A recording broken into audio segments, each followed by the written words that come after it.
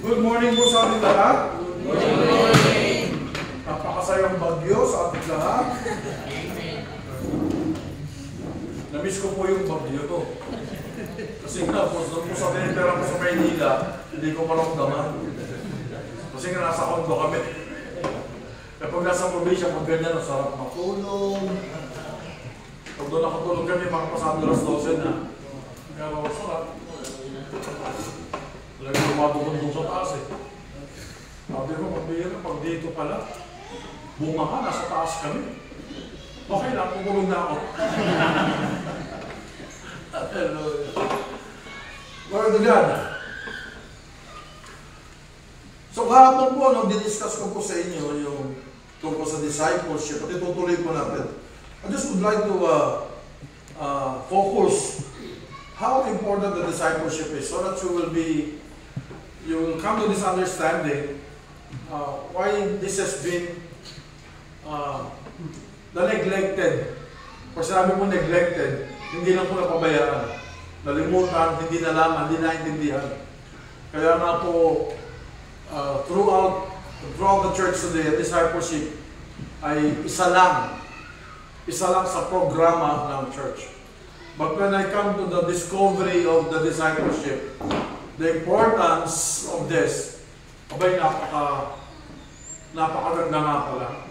Kaya kung pala, may mga church na nadi-divide, may mga leaders na bumabagsak, may mga mananampalataya na namihina, hindi consistent sa paglago. Bakit marami nagiging problema ang kabataan? Bakit to? Because of the lack of discipleship. So, ano po discipleship? Huwag kayo maingay, hindi ka lang kinakausap niya. Sa tama ka rin ka. Sila kinakausap ko kung may hindi ka ng brad. Anong discipleship? Taas ang kamay, para ka. Pakikuha nga. Ang ba't aking kamay mo dyan? Yan. Ano? What is discipleship? Taas ang kamay, taas ang tatawagin. Anong discipleship? Dali. What is discipleship?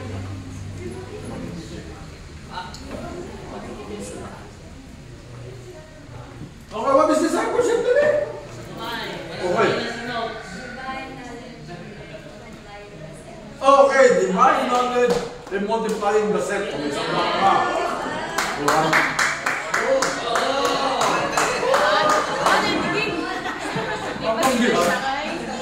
Huwag mo kalimutan ng tithes, offering, mission, million, daming karatas. Parang masaya, amen? So divine knowledge in multiplying the sent. So, nakakatawa, no? Sabi ko nga po, before, we were only going around teaching the gospel of the kingdom. Tapos pagkatapos no, talis na kami, uwi na kami. Gano'n na lang siya. Walang understanding concerning ang ingin ito Dahil, huwag mo ko sinasabihan nila.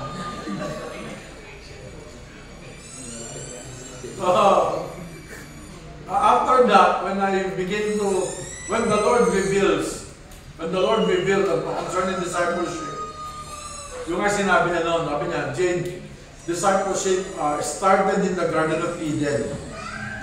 Ang dami yung mga sinasabi ko sa inyo, ha? Na nilagay nyo sa isip nyo. Mag-mark ko kayo, mag-take down kayo. Discipleship started from the Garden of Eden. At sabi ng Father, ako ang nagpasimula niya. So when I come to this understanding, sinay ko agad ng word. At doon nga nakita ko, the life that Adam had in the Garden of Eden is actually the discipleship of the Father to Adam. Hindi siya basta nilikha, nilagay doon, tapos pinanood. Hindi ho. It is a discipleship. Kaya nga, even when the words in Genesis sabi ng Lord, and God created everything according to its kind. Sabi niyo, God created everything according to its kind. Ulitin yun, according to its kind.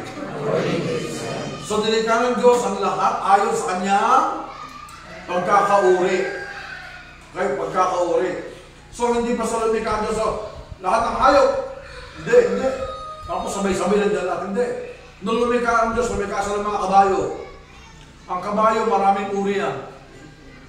Lumikha siya ng mga chonggo. Ang mga chonggo, maraming uri yan. Lumikha siya ng mga pating, maraming uri. Sipin mo, ang Diyos, specifically, lumikha, hindi ko siya. Hindi sabay-sabay. Bakit kanyo? Isipin nyo tayo, sa sabi ng Bible, we are fearfully and wonderfully made.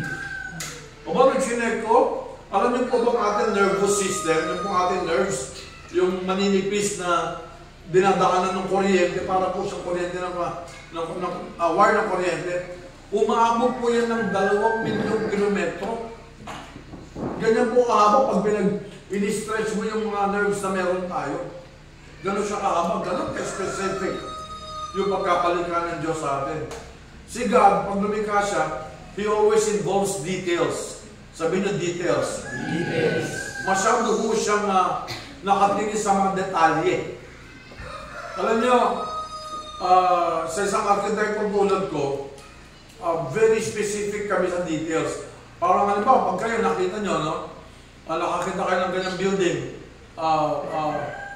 tree house, tapos ganyan. Ay, ang ganda, ganyan kagad kayo. Pero kami, mga arkitekto, tinitinan namin lahat. Pagkakalagay ng bato, pagkakatayo ng ganyan, pagkakagawa. Masyado hong specific ang Diyos sa maraming bagay. He loves details. Amen? Amen. Alam niyo po ba napapahamak tayo dahil tayo mahilig tayo sa general aspect. Basta aangat ang buhay ko. Basta gagawin ang buhay ko. Basta ganun lang tayo. Pero wala tayong specific details. How are we going to do it? Saan tayo magsisimula? Madalas gusto natin doon kagad sa kalaki. Kung gusto mo kagad, doon ka kagad. Pero, if you're going to look at it, kagabi nga nagsasort ako ng pan eh. Nagsasort, ano ba yung pangalan ng babaeng yun? Yung babaeng ito, yung batang ito, namatay magulang niya, tapos mahirap sila. Tapos, instead of having this life, sabihin, sumpahin niya ang nanay niya, pagsisihin niya ang Diyos and everything, sabi niya, hindi, sabi niya, ilalaban ko to. Ilalaban ko to. And wala siyang support, wala siyang ganito. Tinalagay niya sa buhay niya, naaangat siya. So, unti-unti ang buhay niya, inilatag niya sa sarili niya. Hanggat magkaroon ng scholarship, nilakad niya yun, tapos wala siyang itinago. Nung pumunta sa eskwelahan, magsasara na yung scholarship dahil nahuli siya, pero nakiusap siya doon sa principal. At sinabi niya yung puso niya, sa madaling sabi, naramdaman ng principal ng kanyang puso, tinanggap siya. Pagkatapos na naman doon, meron pagkakataon na mag-aaral sa Harvard kasi nga wala nga siyang support eh.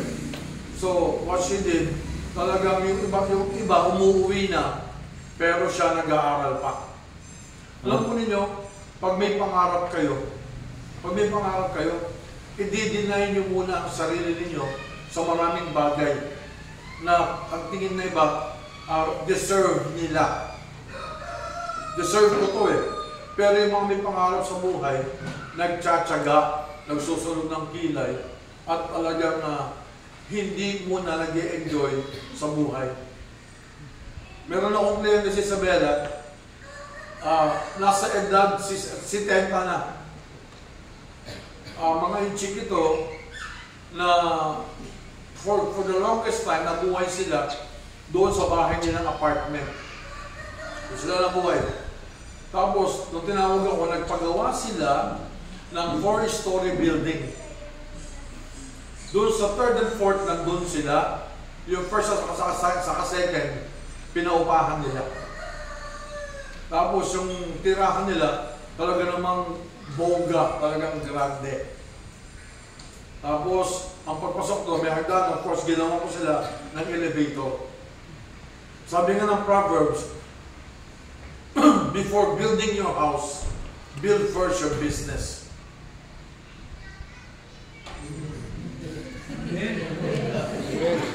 Sabi mo sa kanila mo, before building your house, build first your business. Yan ho, maraming nagiging problema ng mga kababayan nating OFW. Lumuluwas sila sa ibang bansa, ang pangarap magtayo ng bahay. Maganda naman po yun, pero ang problema sa marami, pag uwi dito may bahay, walang pera. Walang naipon. Kaya anong gagawin? Ibebenta yung bahay. Natindihan natin? Natindihan natin? Ako po, arkitekto ako. For the longest time, I've been designing a lot of houses, mansions and everything. Pero ako, wala pang bahay. Wala pang bahay. But I always seek to that point na I will be having one. At ang bahay ko, hindi basta-basta.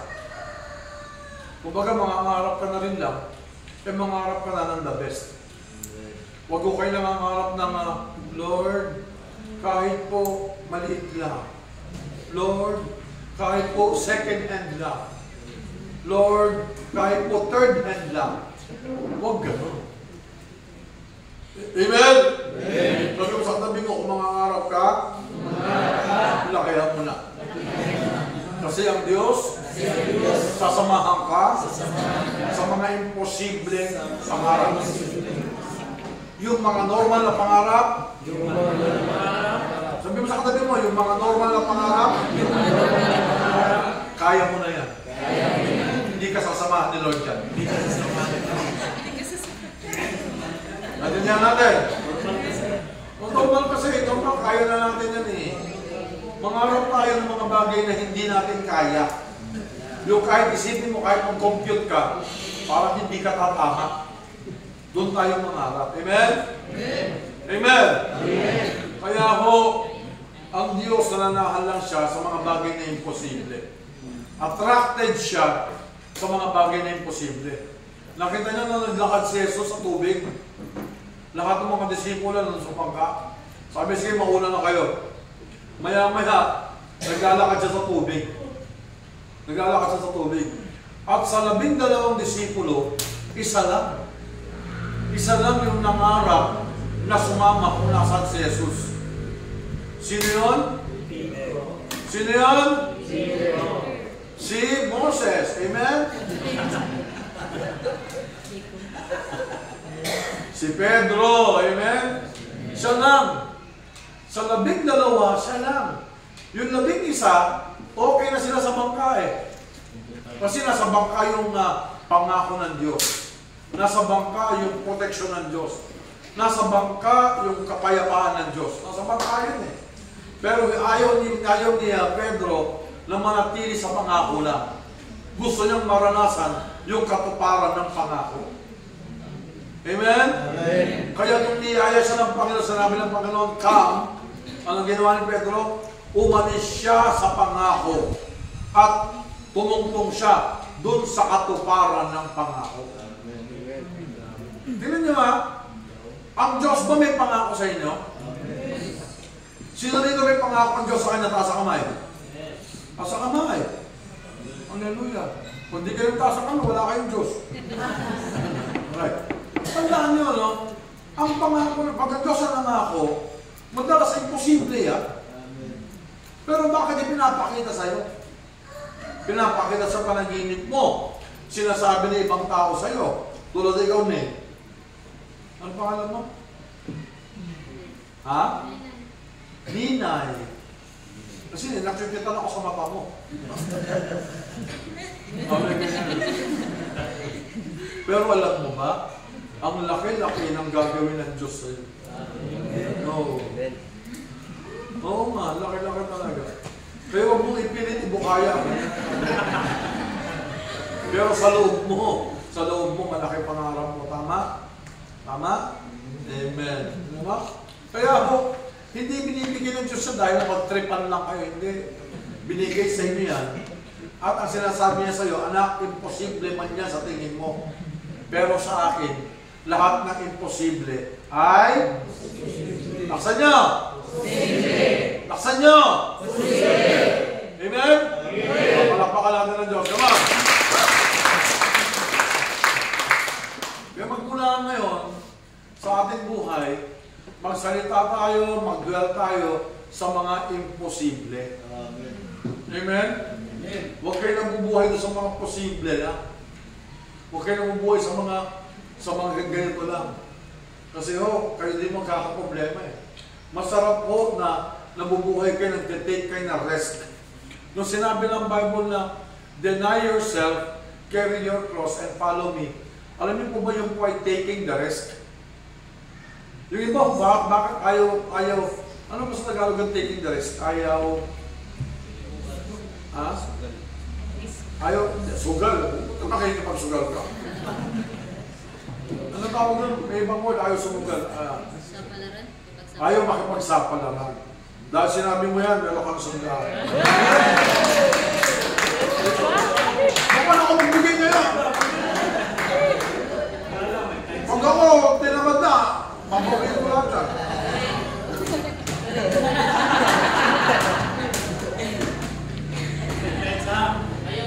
O tithes, offering, vision.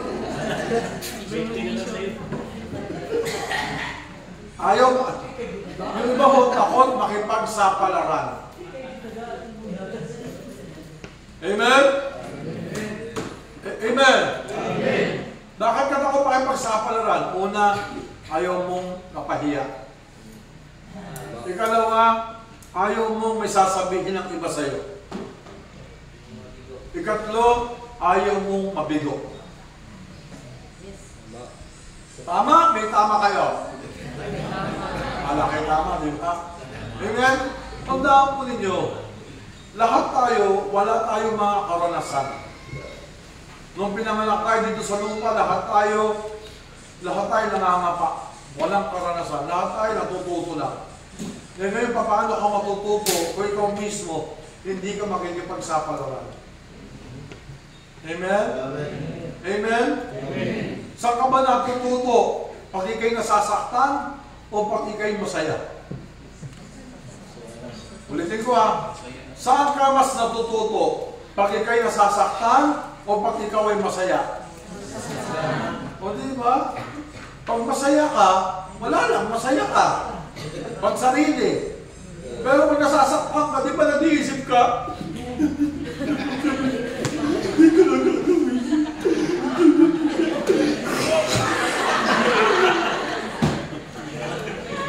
Diba? Kaya gulong-gulong ang demonyo eh.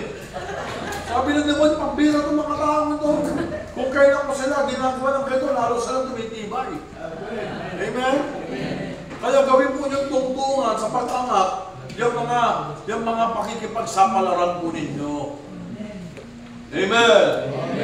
Amen? Kasi po yung journey na sisimulan ninyo, dito po sa one seed, makikita ninyo kung paano nyo babaybayin na kilalanin ang sarili ninyo. Kasi marami dito, yan kayo, pangalan nyo yan. Pero ang tanong, kilala nyo ba ang sarili ninyo? Kung aaralin ninyo fruit of the Holy Spirit, love, joy, peace, patience, kindness, goodness, gentleness, faithfulness, and self-control. Yang siyam na yan, dapat nabubuhay yan sa inyo. Lumabas na sabihin ako, may love ako, pero wala akong tsaka. Paang ka na dyan. Hindi pwede gano'n. Dapat o yung siyam na yun, nakarakter ng Diyos sa bubuhay sa'yo. At ang pinakamatindi nga po dun yung self-control. Sabihin niyo, self-control. Self-control. Dahil pag sinabi self-control, meron kang control sa sarili mo.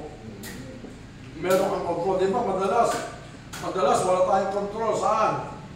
Saan tayo madalas walang control? Saan? Saan? Galit. Sa pagka...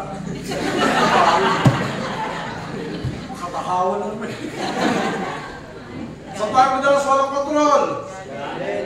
Hindi. Saan? Saan? Hindi. Saan? Saan? Mag-isip-isip kayo saan? Saan? Dali! Nagsisimula sa letrang P. Ha? Halika ulit dito. Halika! Bakit ba nahihiya ka naman ng kasama? Hindi ka nahihiya mo to? 1,000 na lang daw. Umayos ka! Nakakadalaw na ka.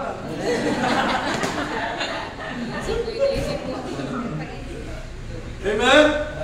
Madalas po nawawalan tayo ng kontrol pagdating po sa larangan ng pag-ibig.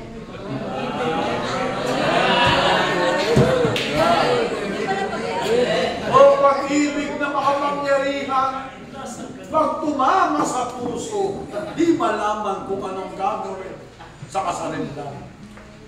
Diba?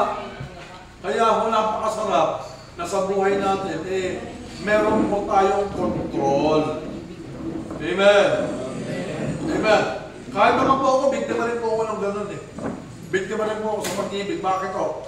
Kasi nung bata ako, naghahanap po ako ng pag-ibig na magulang. Hindi ako nakaranas sa pag-ibig na magulang. Ang tatay ko, provider yan, pero disciplinarian. Disciplinarian po yan. So sobrang lilikot namin noon, ay grabe pag pinalo kami ng tatay ko.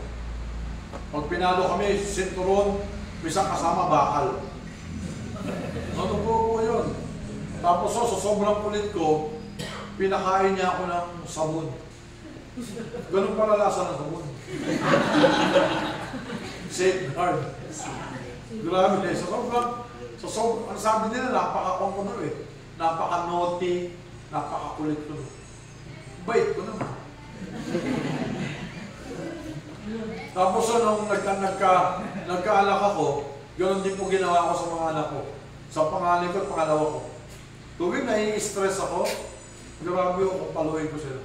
Nagmamahal ka. Kaya nung nirebyo ko ng Lord, humingi ako ng sorry sa mga anak ko. Nag-sorry ako sa kanila. Ayun.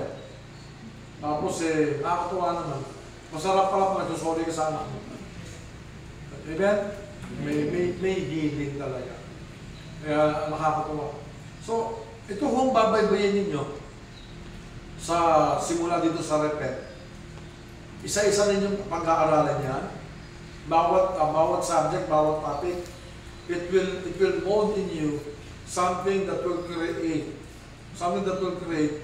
God's plan and God's design sa inyo. You will come to this realization, ganyan pala yan. Kasi tandaan nyo, whatever you believe will affect how you live. Sabihin nyo, whatever you believe will affect how you live. Kaya napakahalaga. Ngayon pa lang maunawaan ninyo yung mga pananampalataya, paniniwala na meron kayo. Kasi pag mismo kayo, meron kayong paniniwala na hindi nakakatulong sa paglago ninyo at yan po ay nilalakaran ninyo, malaking apekto yan para sa pangarap ng Diyos sa inyo. Kaya ngayon pa lang, kinakailangan mailagay kayo sa tama. Lalo sa inyo, nakakatuwa o. Ang dami mga kabataan dito sa inyo. Ang dami eh. So magsisimula tayo ng henerasyon. Henerasyon po dito na mabubuhay ang mga tulad ninyo na may tamang kaisipan. Kaya nga, napansin ninyo, ang one seed po, hindi ko ito para sa mga lang. Para sa mga pastor lang, sa suliho. Ito po ay para po sa lahat. Tinuturuan po namin ng mga pastor, mga lingkod ng Diyos, para kung natuto sila po ay magtuturo naman ng karanasan nila sa inyo. Amen? Amen? Amen? Amen. Hawak na ninyo yung inyong mga workbook. Tinanggap niyo yung mga workbook niyo? Hindi pa? O mamaya, bibigay sa inyo. Mamaya, ikaw nyo. Tapos, bakit wala kayo uniforme? Bakit wala kayo uniforme? Hindi ba muna kayo enroll? Okay. Kahapon. Okay. So mamaya hapon, tatanggap po kayo ng certificate para po simulan yung pong series. Tapos pati yung workbook ninyo. Tapos, yun na, mag-aaral kayo. Mag-aaral kayo week by week. tungkol po sa unang serye ng One Seed, ang Repent. Mamaya po ipapaliwanag po ni Ambang Oliver. Yung po yung Repent, Restore, hanggang Reverend Diyos po ipapaliwanag ni mamaya. Habang ako po natutulog. Okay?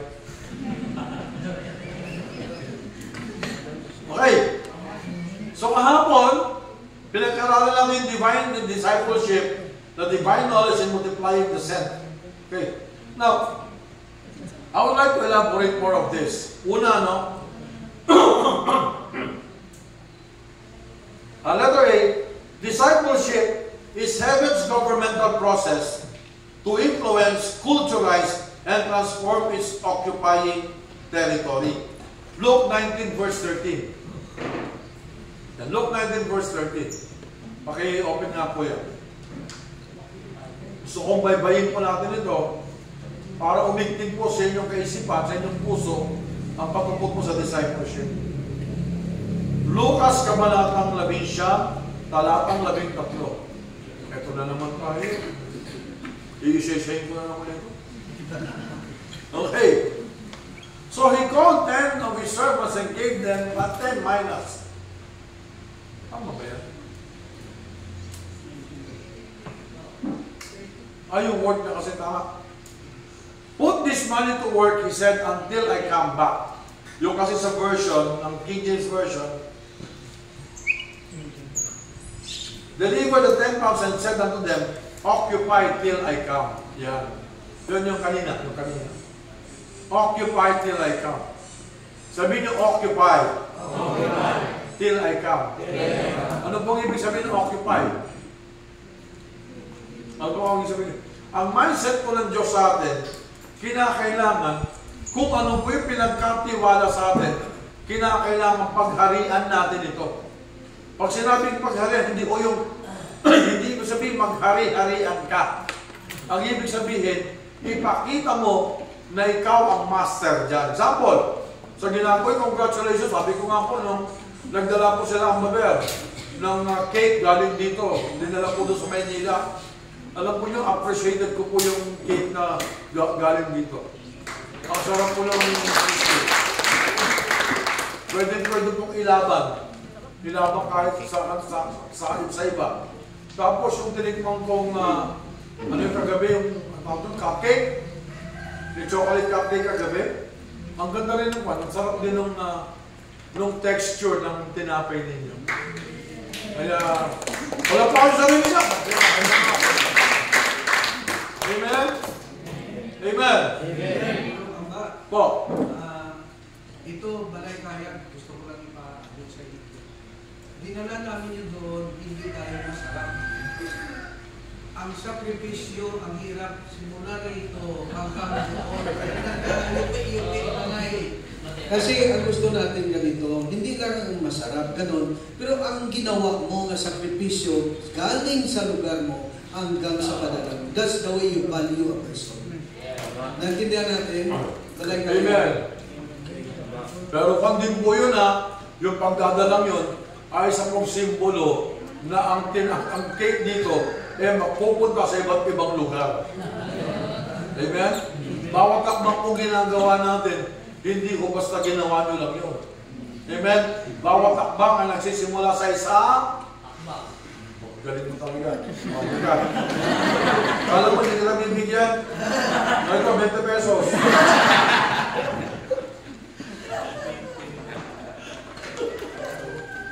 Amen. So, pag sinabi mo occupy, ikaw mismo. Ano ba pinagkatiwala ng Diyos sa'yo? Nasa sales ka ba? Nasa marketing ka ba? Nasa creative avenue ka ba? Nasa production ka ba? Ano man binigay sa'yo, kinakailangan i-master ninyo. Alam po ninyo, nung ako po nagdesisyon mag-arkitekto, hindi naman talaga ako mahusay mag-drawing eh. Yung, okay lang. Yung mga barkada ko talaga mahusay mga yan. So gusto ko noon, mag-PMA. Gusto ko maging sundalo noon, kaso takot ako mamatay. Kasi unbeliever pa nga ako. Gusto ko sundan yung yapak ng tatay ko maging doktor, kaso tagal-tagal. Gusto ko rin magpari noon. Kaso gusto ko naman mag-asawa. Di ba ang gagawin sa buhay ko? Tapos, nung makita ko yung NCEE, ano yung NCEE? National College Examination, Entrance Examination. Doon, nakalagay doon eh.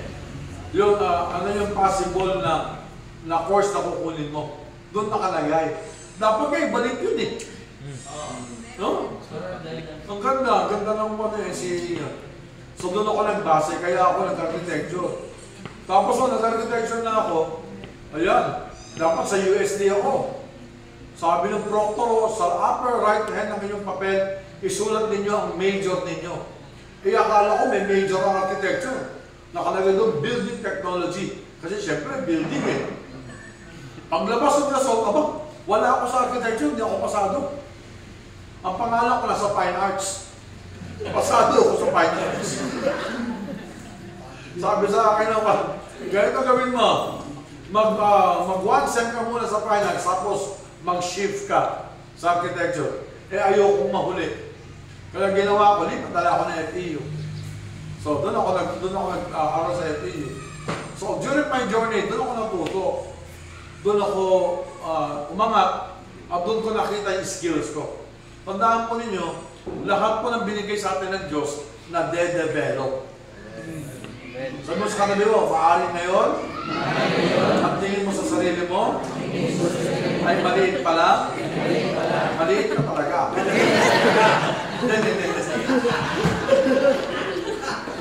Maliit pa lang, pero sabi mo, pero, maaari ka magpakadalubhasa para gumaling. Ganun ho. Alam po ninyo, yung may-ari ng Pacific Mall, isa pong malaking mall sa Nueva Ecija, kliyente ko yan. Ang kanyang negosyo po ay yung pong mga matamis lang, yung ang tawag doon, yung pastillas. May natamis lang ganun ang business niya. Sinagtsagaan niya yan, tapos ayun, nakapagtayo ng mall. Tapos yung isang kakilala ko, nagtinda lang ng mani. Mani lang napadala niya yung anak niya sa Ateneo, sa UP, at saka sa Lasal. Grabe, nagtitinda rin ng mani.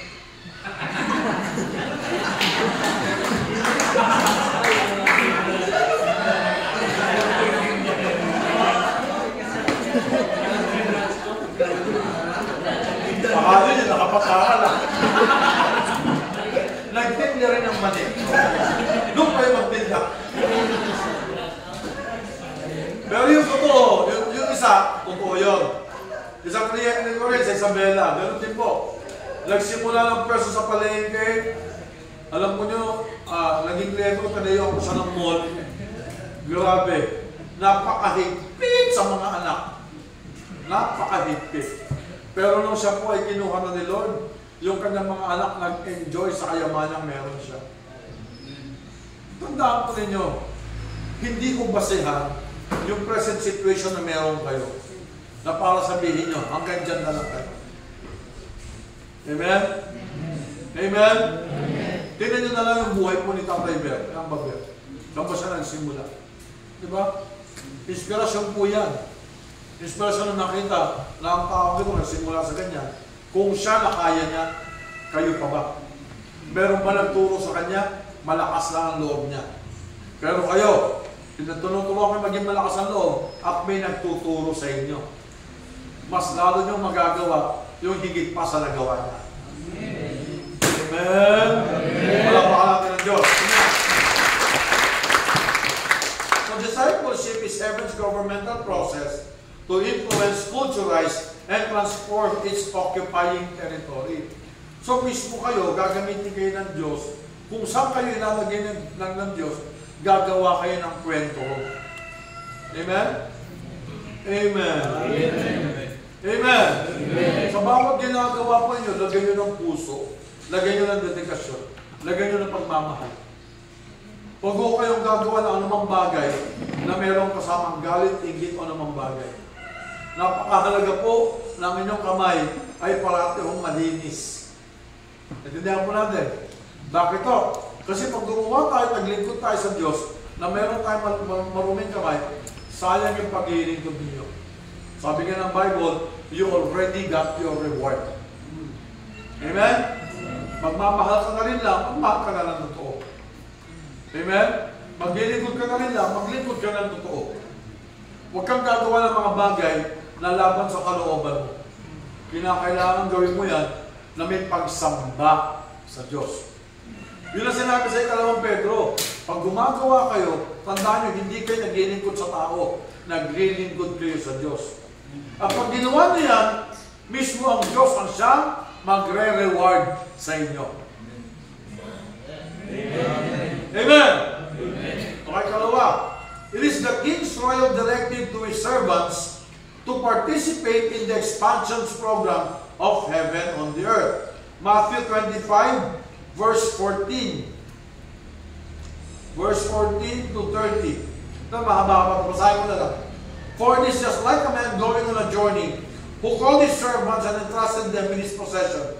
To one he gave 5 talents, to another 2 talents, and to another 1 talent, each according to his own ability.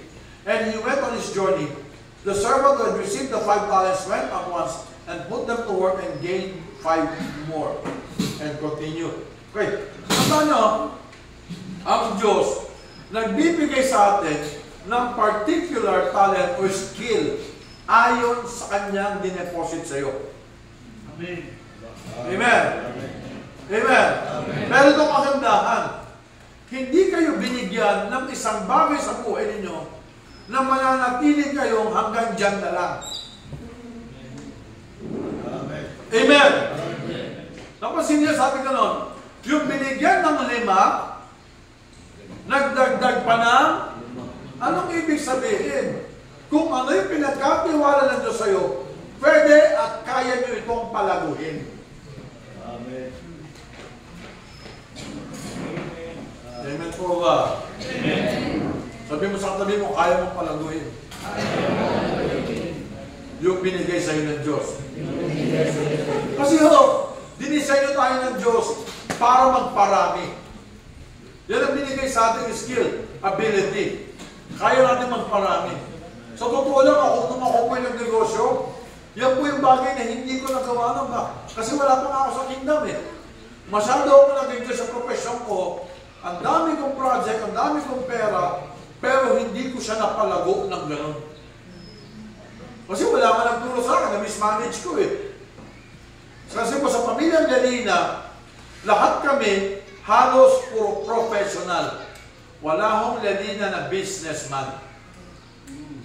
Puro professional. Nurses, doctors, lawyers, policeman. Iba-iba po mga profesyon. Yun ang pamilya namin. Yung mga auntie ko, mga uncle ko, mga kuya ko, may chemical engineer, may accountant. Puro kami professional. Pero bihira ko, walang naging businessman.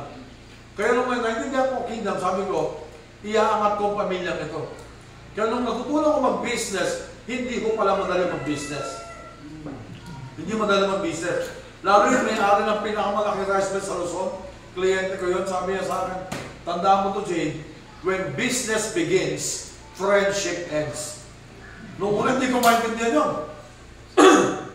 Hindi ko maintindihan noong una yun. Kasi siyempre, pag tayo naglalagay ng negosyo, lalo may kaibigan eh, gusto mo, ganyan, yung pala hindi. Ang business ay isang seryosong bagay. Yung ibinigay sa iyo ng Diyos, seryoso yan. Huwag mong hayaan na pangunahan ka, impluwensyahan ka ng ibang tao dahil pinagkatiwala yan sa iyo ng Diyos. Amen? Amen? Huwag mong hayaan na diktahan ka. Kung may mga tao sa paligid mo na dinidiktahan ka, gawin mo to, ganyan mo to, para mapamasakripisyo yung binigay sa iyo ng Diyos, huwag kang makinig. Alam niyo kung bakit? Napakasakit po na mawala yung pinagkatiwala ng Diyos sa iyo. Amen. Masakit po. Sipin nyo, at the age of 30, milyonaryo na ako. Milyonaryo na ako, wala akong puhunan. Pero ang proyekto ko umaabot ng 100 milyon. Dala ko lang yung pangalan ng tatay ko, at yung galing ko, at yung kapugian ko. Bakit parang kayo. Kaso, wala, na-mismanage ko eh. Kaya kahit na ba, naranasan kong kaligtasan ng Diyos, pag-iisipin ko, ang laki nung nawala sa akin. Ang laki. Kaya ngayon, sa mga tinuturuan ko, lalo sa mga anak ko, sinasabi ko sa kanila, kahit sa mga babaeng anak ko, sabi ko, anak, huwag kayong papayag na kayo mismong babae, wala kayong negosyo. Na yung asawa nyo lang ang may negosyo. Huwag. Maliban na yung asawa nyo, napakayaman talaga, pero hanggat maaari, huwag. Amen? Amen? Amen? Amen? Hallelujah. Amen? So lahat po tayo binigyan ng pagkakataon tulad niya. Sabi mo sa katabi mo, aangat ka? Aangat tayo? Sabay-sabay tayo aangat. Amen? Letter C. Discipleship is a divine process to train the king's servant to work his extended territory with a governmental mindset.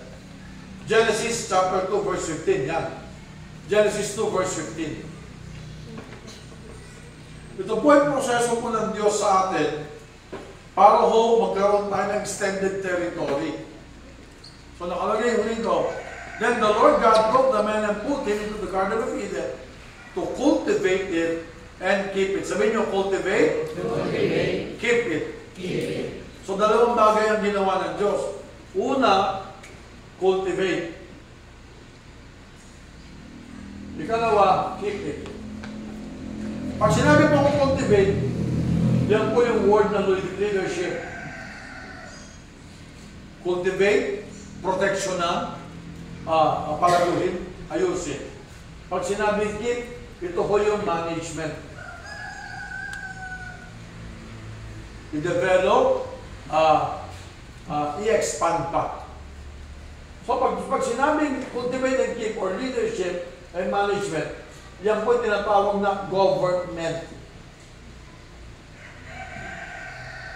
Una pa lang, sa Genesis pa lang, nagbigay na ang Diyos ng gobyerno kay Adan. Amen. Amen. Ang trabaho, ang assignment natin ay isa pong governmental work. Binigyan ka ng leadership capacity and management ability. Noon, mahusay ako sa leadership. Sigurado ako dyan. Pero dito ako failed. Hindi ko na-manage ng maayos ang pinagkatiwala sa akin. Bakit? Napakahusay kong mamigay. Tinutulungan ko pati mga hindi dapat tulungan. Lalo pagdating sa church. Pahiram ka ng pahiram kasi pag hindi mo pinahiram, hindi a-attend.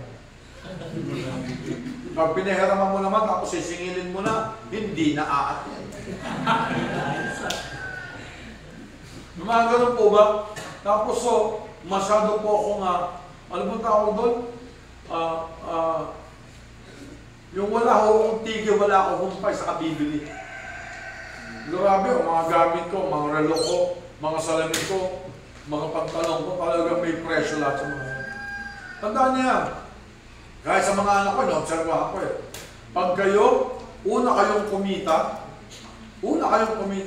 akala ninyo, parang ang pera ninyo parang gripo na tuloy-tuloy. Kaya wala kayong sukdulan sa paggastos. Naku, bihira. Yung mga anak ko ganyan din. Pero sabi ko, mga anak, tandaan nyo, pagka ganyan, ay naranasan nila. Yung doktora ko, hindi mo mapapasakay sa kanyon sa motorsiklo. Hindi. Kapag pumasok sa trabaho yun, kinakailangan, nakakonsya yun, kinakailangan, gagastos yun. Eh kaso nung naranasan niya, nauubos sa sweldo niya. Ayun, nasubukan niya na magmotor, mag-angkas. Alam niyo, ilalagay kayo ng Diyos sa mga ganang pagkakataon, hindi para pahiyain kayo, kundi matuto kayo sa buhay. Amen? Amen? Hindi ho madali magkaroon ng isang gobyerno. Tandaan niyo, pamamahalaan niyo yan sa pamagitan ng leadership. Pag sabi leadership, meron kang vision, meron kang gustong tuntunin, meron kang gustong puntahan. Pag sinabing management, ito yung paano ka pupunta doon sa gusto mong puntahan. Kumbaga, ito yung goals, ito yung objective. Naintindihan? Naintindihan? Amen? Pilin ko. Yung sarili ko. Nakatulog ka ba kagabi? Yung panahon ni Pablo, may nahulog, patay. Kasi inantok. Amen? Amen. Sabihin niyo, government. Government. Sabihin mo, ako ay gobyerno. Ako ay gobyerno. Sabihin mo, ako ay gobyerno. Ako ay gobyerno. Meron akong leadership capacity. Meron akong leadership capacity. At meron din akong management ability. Meron akong management ability. Throughout the process, yan ibabahagi sa inyo. Ibabahagi sa pamamagitan ng karanasan. Napaka-importante nito. Kaya nga nun, galing-galing ko bilang arkitekto, pero hindi ko siya napalago at napatagal. Kasi 100 milyon project ko, mahigit-higit pa. Umabot ng 200 milyon. Pero pagkatapos nun, ako pa yung may utang. Ako pa may utang ng 10 milyon, hindi pa nakasingit, hindi nabayaran ng 25 milyon. Sakit po, no? Tapos ako pa yung nakademanda. Bakit? Hindi kasi ako marunong mag-demanda. Para sa akin bahala na si Lord. Tandaan niyo, pag nagbi-business kayo, nandyan ang batas para proteksyonan ka. Kaya wag mo kayo nagbi-business na wala kayong alam sa batas. Dapat alam po ninyo ang inyong karapatan. Amen? Amen. Amen? Amen. Kasi pag hindi nako, sabi naman, ignorance of the law excuses no one. Pero grabe, nagtatrabaho ka, tapos ka sa trabaho mo, hindi ka nagnanakaw, hindi ka nanduloko, pero hindi ho yun ticket para pagpalain ka ng Diyos. Kinakailangan, pag sinabing maging master ka ng teritoryo mo, alamin mo lahat. Hindi ka lang puro gawa. Tingnan mo yung mga detalye na meron ka. Natindihan natin? Natindihan natin? Inilagay ng Panginoong Yahweh ang tao sa halamanan ng Eden upang ito'y pagyamanin. Sabi niyo, pagyamanin? Pagyamanin. Pangalagaan. Pangalagaan. Amen? Ganda, no? Pagyayamanin mo yan. Meron kang pagkakataong itong i-develop, pagandahin, pasarapin, lagyan ng magandang presentation. Yung sinasabi ng mabel kayo na, totoo yun. Yung cake, masarap. Pero yung packaging, ang ganda pa kinadevelop eh. Ang dami kayong ideas ngayon sa packaging na napakaganda. Diba? Ang dami ngayon ako. Matutulang tayo mag-research. Mas maganda pa yung mangyayari. Okay. Unya gibutang sa Ginoong Diyos ang tao sa panaman sa Eden. Aron na ko'y mag-atiman o magbantay mini. Tama ba yung ay, ni pala ito. Alam ko, ni. Okay. Next. So pag sinabing cultivate, nurture, develop, and grow your designated territory by fostering God's character in your specific environment. Pag sinabi naman keep, to adapt and track things through a systematic process of monitoring, maintaining and preserving information, and performance that ensures conformity with God's governmental protocols. So, tandaan natin, napakahalaga ng leadership. Napakahalaga ng management. Napakahalaga. Sa mag-asawa, nasa lalaki yung leadership, nasa babae yung management. Pag ang mag-asawa, lalaki at babae, nagsama sila po ay gobyerno. Kaya kinakailangan po ang mag-asawa po, parati nagkakasundo, parati nag-uusap, parati o sila nagkakaayos sa lahat ng bagay. Kasi pag may pag-aaway, kasi sabi ng Bible pag may pagsasalungat ang dalawa, huwag niyong hintay lumubog ang araw na hindi kayo nagkakasundo. Bakit? Kasi pag hindi nagkasundo mag-asawa, doon kumikilos ang kaaway, dahil alam niya ang gobyerno ay hati, madali kayo malinlang. Pero mag-asawa, pag parating magkasundo, hallelujah, walang pwedeng gawin na pangit ang demonyo sa buhay ninyo. Amen. Amen. Amen. So sa inyo mga single, meron kang leadership, meron kang management skill. I-develop pa ninyo yan. Kalawa, susunod, huwag kayong mahiyang magtanong. Amen. Huwag kayong mahiyang magtanong. Gusto niyong matuto. Paano ba ginagawa yan? Pwede ba ang ganito? Huwag ho tayo magmarunong. Kung hindi ko alanganin kayo sa mga ginagawa ninyo, magtanong kayo. Amen. Amen. Mas maganda na nagtatanong tayo kaysa po pumapalpak tayo. Amen? Amen. Ang taong umaangat ay marunong mag-sayaw.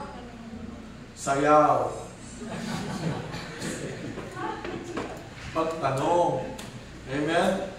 Tuloy kumagaw, may nagkakapit sa amin ng pagkain doon. Sasabihin nila sa amin, Amba, ano bang kailangan nyo? Sabihin ko, kantahan nyo kami. Aba, hindi kami nilalayasan kami. Tatanong-tanong kayo tapos sa inyo ginagawa.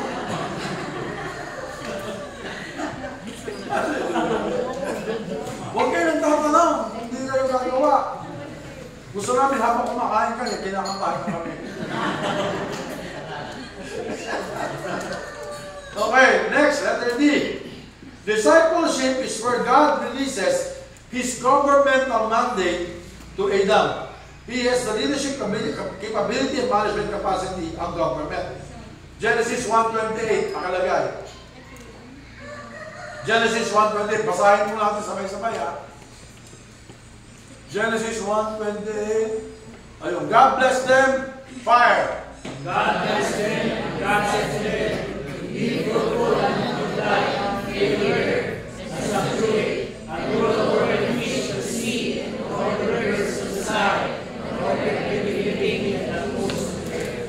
Amen? Amen? Amen. Pakinggan ko nga kayo sa Bisaya. Fire! Pagkakalingan sila sa Diyos ng Ingon, mga nakabuntakan, ulok pa ang kalibutan sa inyong mga luwag, tulong na ang kalibutan, kamoy magos sa mga isla o sa mga lulang, sa sanang alas ng anak. Bakit langgam? Kaya nga, Lumilipad. yung langgam dito lumilipad.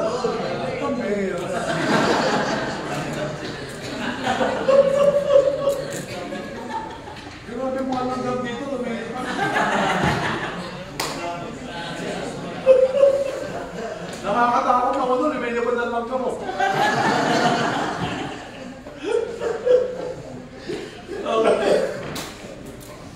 Okay, tandaan nyo, sa pamamagitan ng discipleship, dito nyo maintindihan yung governmental mindset na nilalagay ng Diyos sa inyo.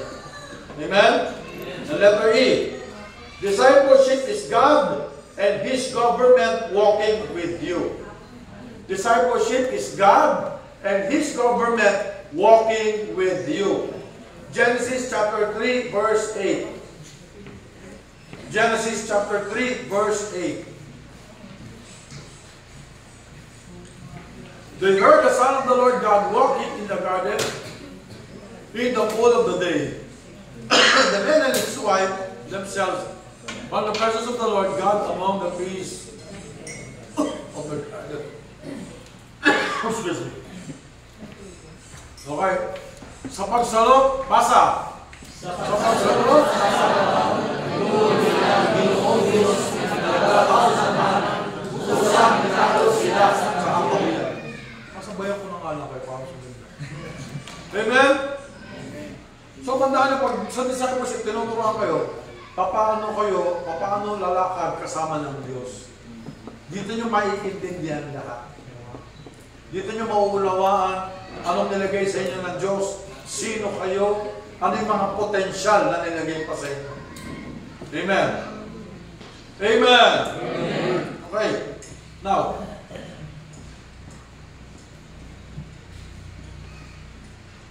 di ba sabi ko nga po sa inyo, ang discipleship nagsimula sa Garden of Eden. Pinasimulan niya ng ating Diyos.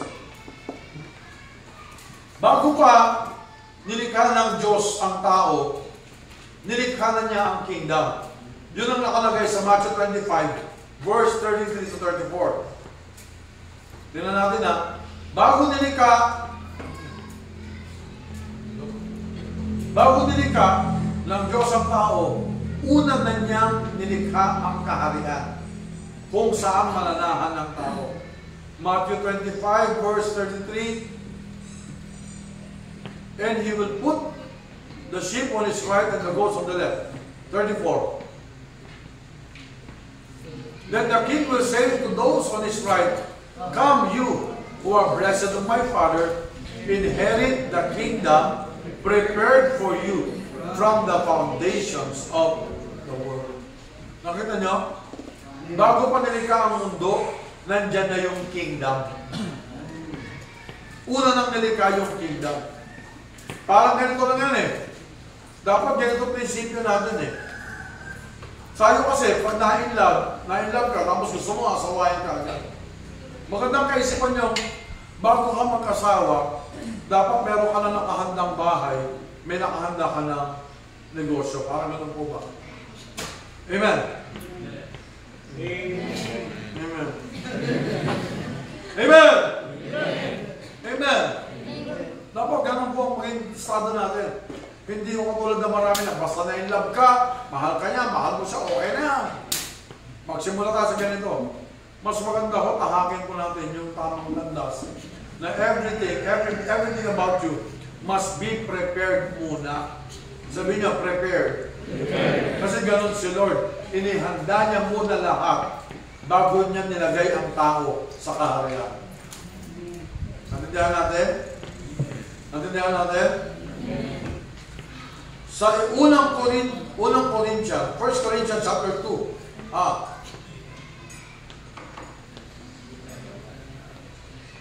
Ephesians 3:20. Ephesians 3:20.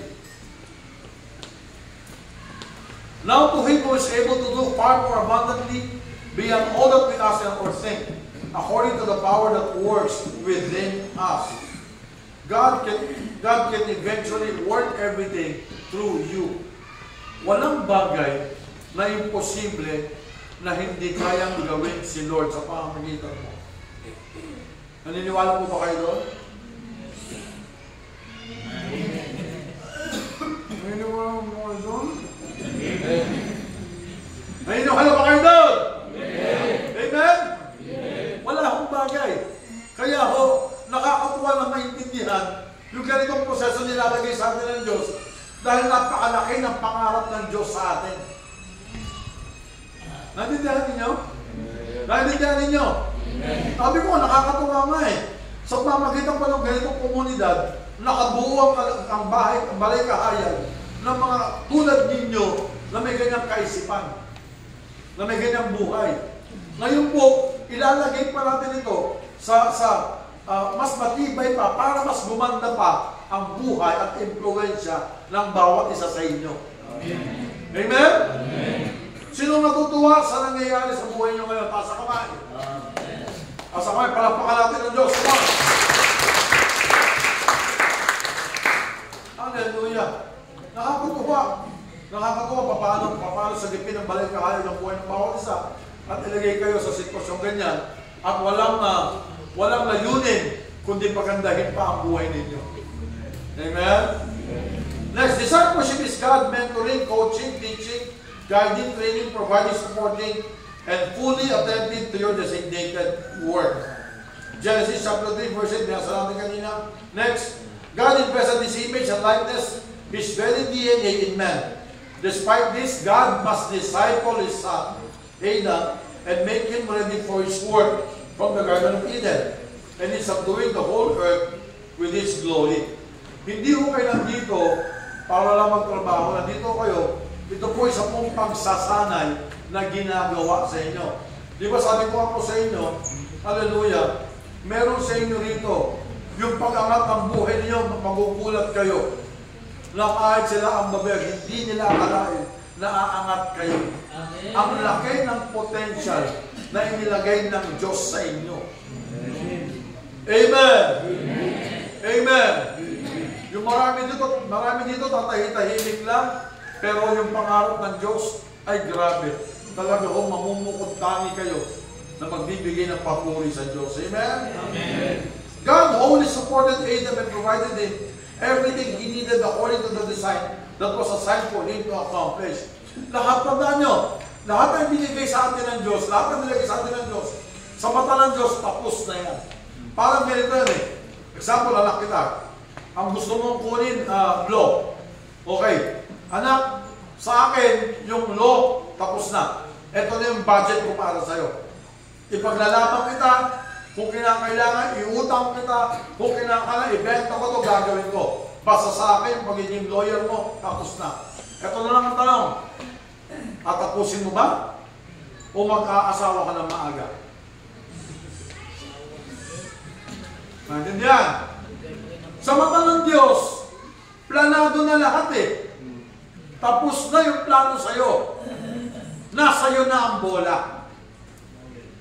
Lalakaran mo ba? O pagsasamantalahan mo yung kagandahang loob ng Diyos sa'yo? Sino dito, ilalaban mo ang pangarap ng Diyos sa'yo para sa kamay? Sabi mo sa tatlo katabi mo, ilalaban ko ang pangarap ng Diyos sa akin. Sabi mo sa tatlo kasama mo. Alam nyo, pag di sineryoso ito, pag di sineryoso ito kayo mismo, hindi ho ako mapapahamak, kayo mapapahamak. Tumayo kayo. Tumayo kayo, sabihin mo sa tatlo kasama mo, ilalaban ko ang pangarap ng Diyos sa akin. Tayo kayo, tayo!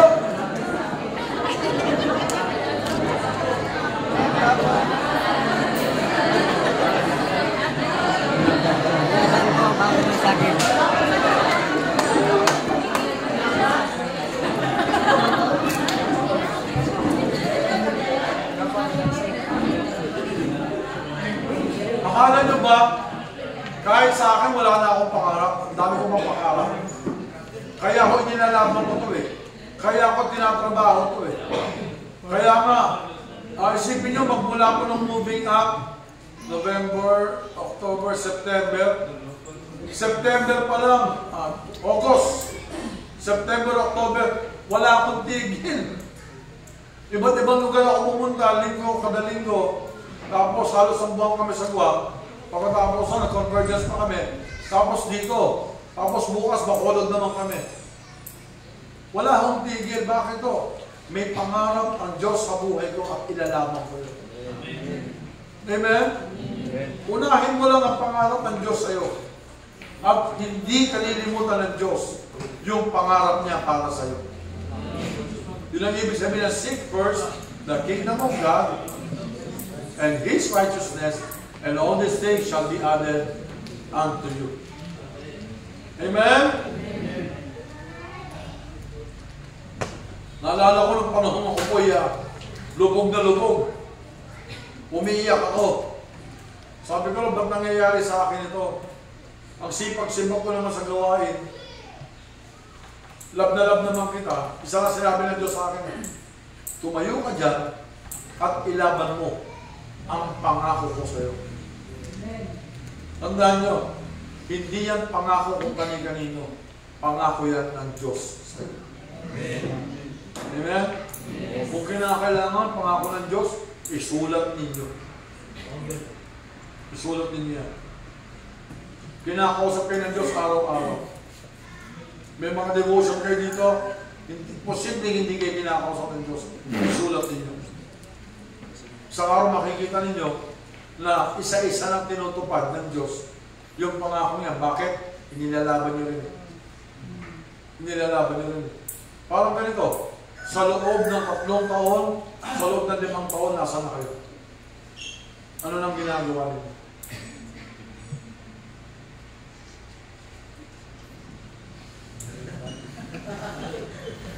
Amen? Yan yung mga hamon na kinakailangan gawin.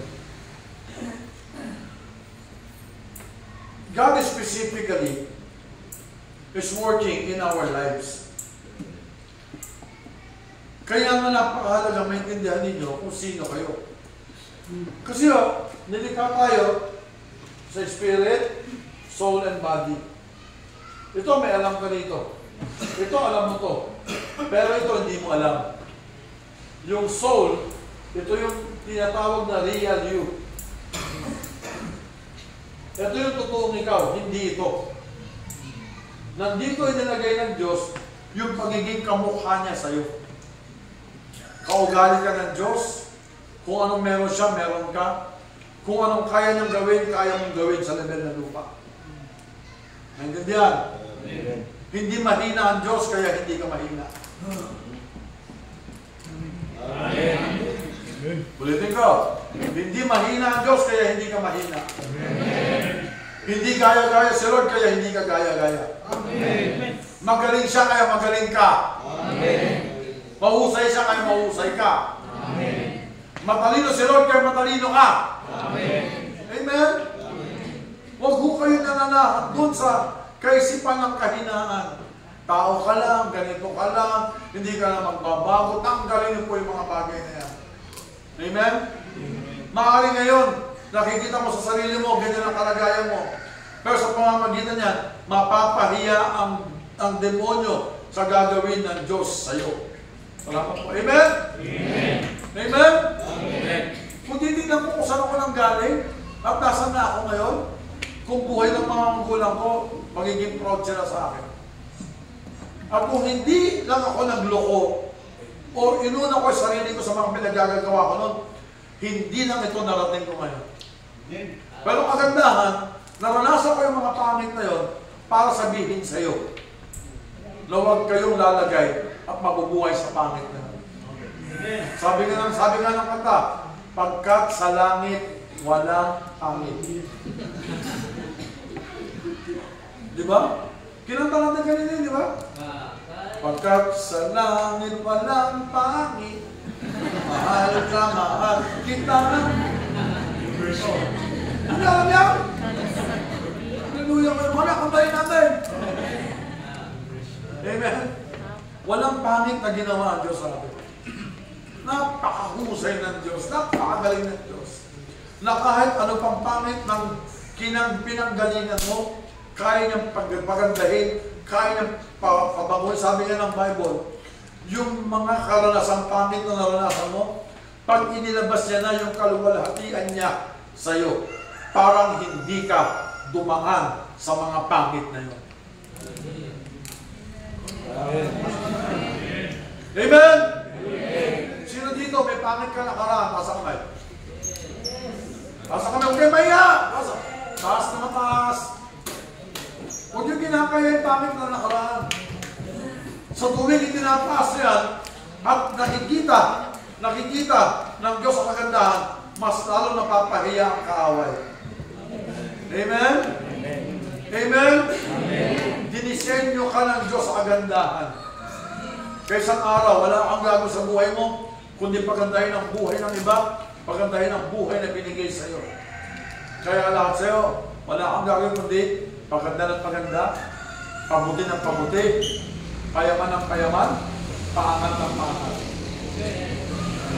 Amen? Amen? Hallelujah. Alam niyo ba yung kantang yan? Alam niyo yung kantang paganda ng paganda? Hindi. Amba, pakikitara mo. Tapos na ako eh. Ikaw na. Mamaya ulit. Sige, gitarahan ko natin yun. Simple lang yung words na yan. Paganda ng paganda, ang buhay mo, pabuti ng pabuti ito. Payaman ng payaman ang gagawin sa iyo. Yan ang pangako ni Jesus. Aray ko. Mainit pala. Pero masarap pa. Opo. Kaya kailangan mo din ba? Paano mo kasama niya yung magkasawa sa kwarto? Eh parang inuupo, parang kinakati. Eh kaya pagdating dito, kinakati na rin.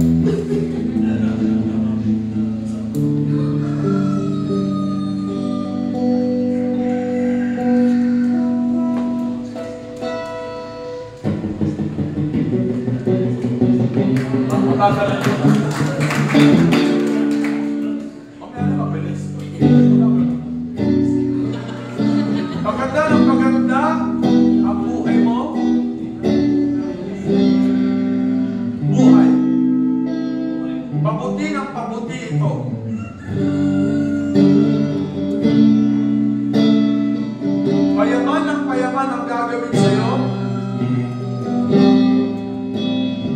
kang payaman, ang gagawin sa'yo,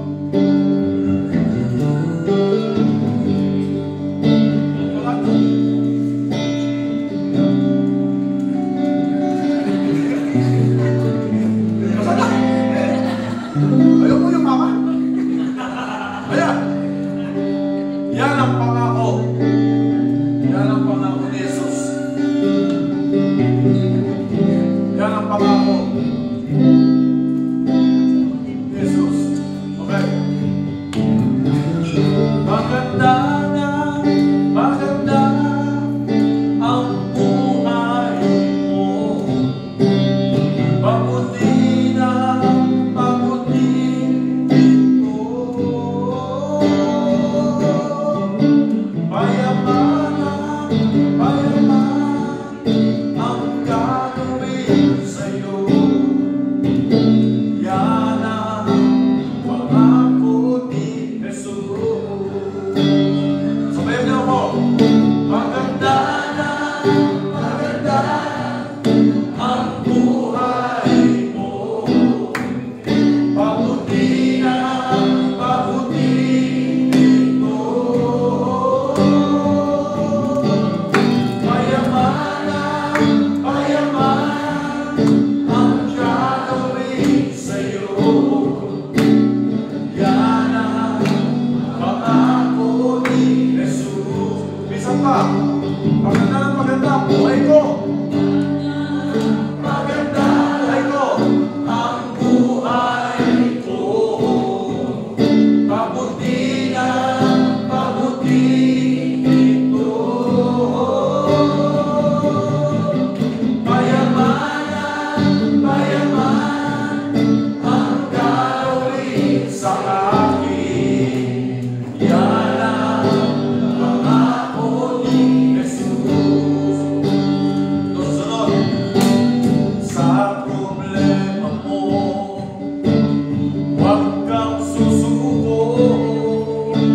Sasamahan ka ng ating Panginoon. Bawat pangako niya ay sandigan mo, at siya ang bahala sa'yo.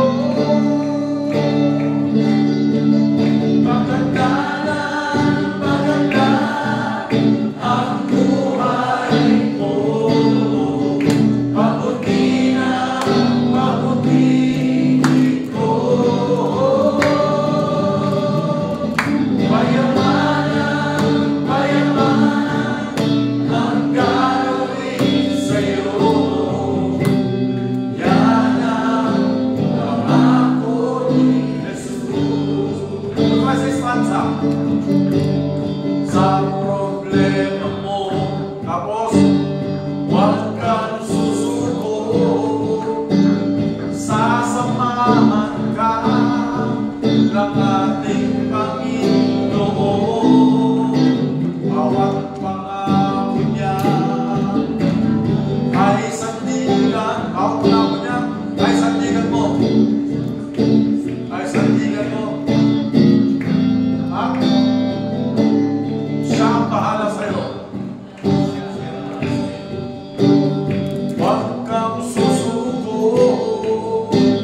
Sasamahan ka ng ating Panginoon. Bawat pangako niya ay sandigan mo, at siya ang bahala sa'yo. Maganda na, maganda ang buhay mo. Mabuti na, mabuti ito. Payaman, payaman ang gagawin sa'yo.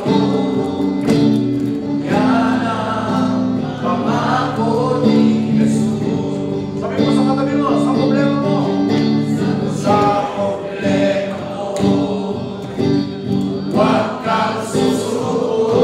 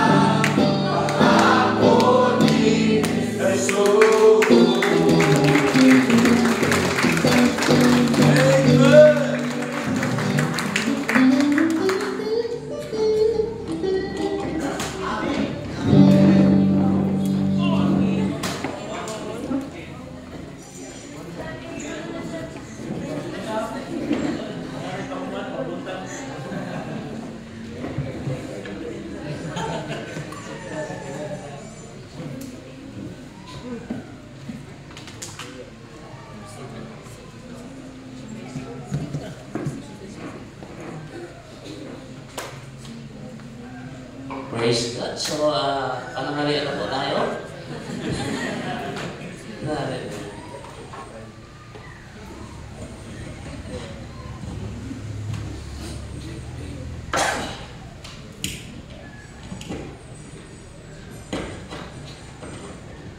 Praise God.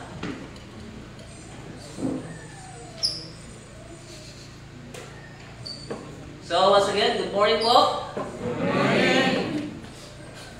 So, cellphone mo. Charge na siguro.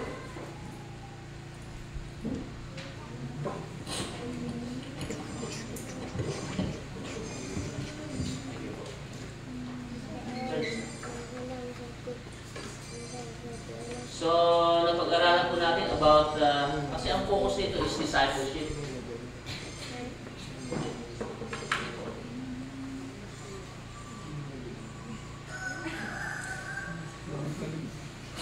So the most neglected thing inside the ministry or the church is discipleship. What I mean, lahat naman mayroong klaseng discipleship. Pero ang question is, what kind of discipleship? So we have learned yesterday, no? There's only one and only discipleship. Original discipleship, ha? Kasi ang dami nang lumabas sa discipleship na yun, eh. Amen po? Yes. So the original discipleship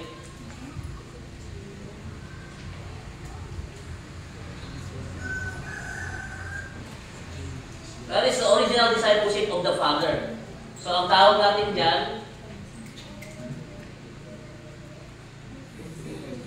FDP, the Fatherhood Discipleship Protocol to Adam. Amen? So yung sinasabing God created man in His own image and likeness. Actually, that is a discipleship system being invested by God the Father to Adam. Ando sa system na kanyang katawan. Amen? So, this is the one and only original discipleship. That's why discipleship is bringing you back to your originality. Amen? Bringing back everything. Kasi ngayon, ang tao kailangan ma-restore. It is restoring what has been lost in the garden. Kasi maraming nawala po doon. Okay? It's not only yung tao na palayas, but everything has been lost. Kasi grabe ang investment ng Diyos sa tao. Amen? At ang Diyos, sabi niya, He is one and only ultimate investor. Sa lahat ng mga investors. Grabe. Pag sinabing ultimate, wala nang kapantay. Wala nang kaparira, wala nang kapares. Can you imagine? Grabe ang investment ng Lord. Amen? Amen. So, what are those investment? Okay? Nakita natin.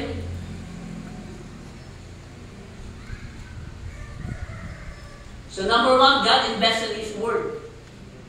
Si Lord, pag nagsalita, hindi yung walang purpose o walang layunin. Lahat ng lumabas sa bibig ng Diyos, mayroong purpose sa buhay. Kaya nasabi sa Isaiah, di ba? No? Sabi niya, my word will not return void, but it shall accomplish to what its purposes. Okay? Sabi niya, ang aking salita, hindi ito masasayang. Hindi ito mawawala. Bagkus ito ay gaganapin, tutuparin niya kung ano mang layunin sa buhay ng tao. Kaya sa buong discipleship, or every now and then na tayo, meron devotion, meron tayong fellowship, meron tayong Sunday service, whatever, may discipleship, meron isa o dalawang word na nag-i-instruct sa atin. Amen? Pag sinabi may isang word na nag-i-instruct sa atin or nagbibigay sa atin ng conviction, yun yung word na kung saan nangungusap si Lord sa'yo. Hindi lahat na napakinggan natin, lahat, mangungusap sa'yo. Pero mayroong isa o dalawa, somehow, na mayroong kang conviction doon. Kung saan bagay yon sa iyong pangangailangan ngayon, according sa sitwasyon mo sa buhay. Amen? Example, may problema ka sa relationship, doon mangungusap si Lord. Amen po? Amen. So may problema ka sa needs, so every pinasal, mangungusap si Lord. Papaano yung kanyang pagpapala. Pero sabi kanina, ang Genesis chapter 1 verse 28, you are being blessed we are already blessed. Kaya kingdom message, it is realigning. No? Realigning of everything. Kaya realignment ang buhay dito. Kaya nga sabi doon, sa outpouring of the Holy Spirit, may nakalagay doon, tongues of fire. So, ang unang nilistro ng Lord, yung tongues of fire. Pag sinabing tongues of fire, speaks about language. Pag sinabing speaks about language, speaks about culture. Yung kultura ng kaharian ng Diyos. So, tayo, ang ating mga bibig, nilikha, hindi upang sumumpa o magsabi ng mga negatibong bagay. But it is being designed by God to speak positively, to become productive. Yung magkaroon ng promotion, ng elevation, ng increase. Kahit ako natin, marami kami nararamdaman pero hindi namin dinideklara yun. Dahil sa pagod niya, sa biyahe din.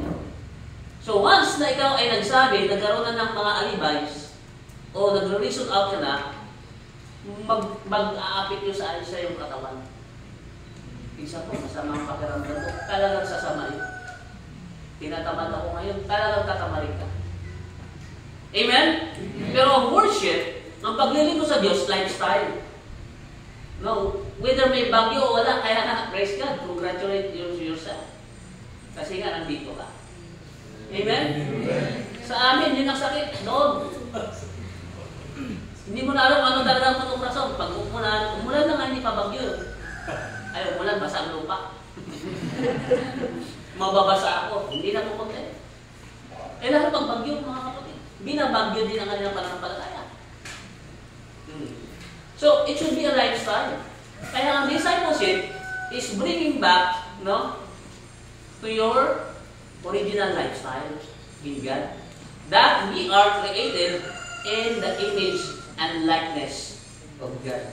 Amen? So nakita natin, i-invest in this word. Kaya sabi ng Lord, let there be, let there be. That is an investment. Kaya nga, ang tao, pag pinakausap mo yan, you are investing your word. Not just a mere word, but ideas. Amen po? Ideas na yan, akala nila, salita lang, pero yan ay magiging isang kayamanan. Kaya nga yung Deuteronomy chapter 8 verse 18, it doesn't speak about the prosperity of money. Kasi ito about money, ang financial. Sabi niya, God has given you the ability to produce wealth. Yung wealth doon, it doesn't talk about money, primarily. But the wealth then is the wealth of ideas. Kaya ang masarap kausap na tao, kaya sabi kahapon ni Patay Bert, bibihira yung time niya, grab natin. Kasi ang pinapapunta sa iba't ibang lugar, yung mga disciple lang. Kaya yung mga disciple, nagdi-decide sila, dito naman, dito naman. Eh, ang hirap na ng schedule dahil dikit-dikit yung moving up. Kaya hindi naman ang budget, isang araw sa Baguio, isang araw sa Ilocos, isang araw sa Nueva Ecija, isang araw sa Rizal, ang hirap po. Ang biyahe. Kaya ngayon, ibabalik namin sa schedule no, after a week. Kaya mapupuntahan lahat. Amen po? Amen. So gusto mo, pahinga na siya eh. Kasi kagaling lang namin sa Guam at nag-convergence pa kami ng 2 araw. Pero grabe. Katulad sa amin natin there, kung paano, hindi yun sa, sa sarap ng cake eh. Yung sacrifice pagdala doon na hindi mayupit, yung karton. Sipin mo dahil sa karton, hindi mayupit. Hindi naman bumili ng cake doon. Tsaka perfect yung yung red ribbon or di ba, Goldilocks? Pero hindi yun eh. Yung sacrifice. Yung giving more importance o value into something that is valuable. O valuable. Mahalaga. Kaya nga, ang kingdom of God, no, it's like a merchant, sabi niya, who found a pearl of great price. Yung perlas na walang kasing halaga. Okay? Kung marami, mayroong kwento, ang perlas, wala palang halaga yan. Kasi mayroong kwento sa amin, kaibigan, nakakuha ng 3 kilos na perlas na nanaki. Tapos pina-appraise nila, sabi niya, walang value nila. Can you imagine, perlas sa atin, mahal yan. Pero sabi walang value, bakit? Hindi pa siya nahawakan ng mga prominenteng tao. Sabi niya, sir, kung gusto niyo magkaroon ng bago yan, ayun na, nag-warning na. Red rainfall warning, Negros Occidental, Cebu, Bohol. Matindi, magulang, magbarak, mag-uang. isa hanggang 3 metrong alog. Ay, mataas dito kasi malapit may dagat eh. Okay? So sabi, sir, gusto nyo magkaroon ng bago yan? Ipahawak nyo sa mga prominente na makakilala. Like, pahawak mo kay Manny Pacquiao, kay Cardinal Sin, kay Presidente, sino pa sa mga sikat na celebrities? After 6 months o 1 year, nakilala na, nakadisplaya, dumaan sa mga kamay ng taong yun, it will have a great value. Amen. So what is the revelation of that? Our value depends on whose hands is holding it. Ang value natin, ang halaga natin, nakadepende kung sino yung may hawak ng ating buhay. Amen. So lahat ng bagay nito, walang value, walang Diyos. Kung hindi ka pinaghaharian, kung hindi ka hawak ng Diyos. Ito, yung balay kahayag, wala pong kwenta. Kung hindi inuna nila tatay na nanay mo sa po na kanyang mga anak. Ang paghahari ng Diyos sa kanilang buhay. Amen? Kasi una, anong sinyalis? Hindi sila magkakaroon ng concern and compassion sa inyo. Bakit pa kayo aalagaan? Bakit pa kayo nagasulat, papakainin, whatever, no? Lahat ng pangailan? Eh, kung sila lang, sobra-sobra, magagawa ng buhay. Pasyal-pasyal na lang, di ba? Travel-travel na lang.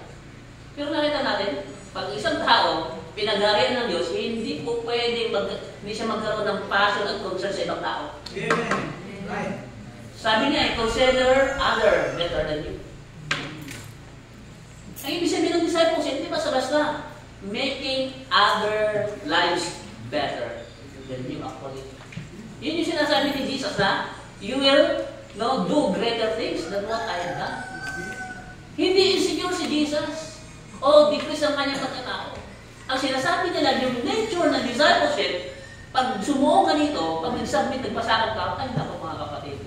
Sabi kanina, maganda ng maganda, pabuti ng pabuti, pasayan mo siya, paapoy ng paapoy, payaman ng payaman, pasayan pa siya sa karyan ng Diyos. Ang tawag yan, progression. Progression. So si Lord, hindi siya nagsasalita isang bagay na walang kabuluhan. Kaya nga lahat ng word dyan sa Bible is a decree, it's a law. So the Bible is the very constitution of God. Pag sinabing constitution, yun yung laws, protocol, ordinances, policies ng Diyos.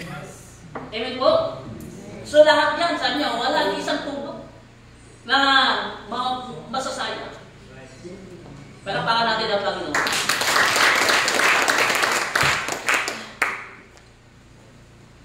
Invest in this word. At sabi niya, anong sumunod doon? He invested this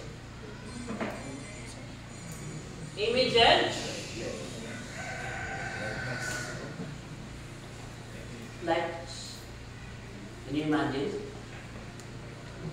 In-invest na, ibinigay ang kanyang word salita, ibinahagi pa ang kanyang divine nature. Grabe. So, ang divine nature na yan, no? Ikaw ay tagalangit. Okay? Na nilagay ng Diyos sa lupa upang maging representative na kanyang kaharian. Amen po? Kaya pag sinabing image, ito yung favorite word ng Shilem. Ito naman, likeness, demo.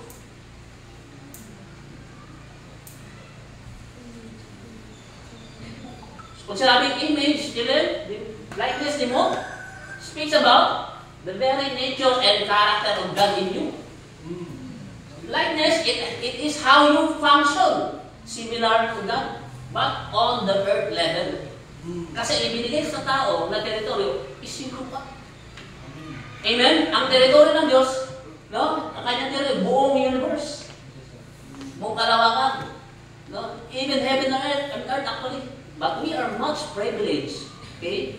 And has this opportunity to be given a territory to manage. Amen? Doon i-administer ang leadership and ano kanina? Leadership and management. Kaya pag sinabi ng Lord, let your kingdom come, Matthew 6:9-10, let your will be done on earth as it is in heaven, Ang ibig sabihin noon, no, hindi nasusunod si Lord dito sa lupa. Ngayon. Amen po. Kaya yung heaven and earth, iisa lang ito noon. Walang disconnection. Kaya nung isa sila, ang tawag ay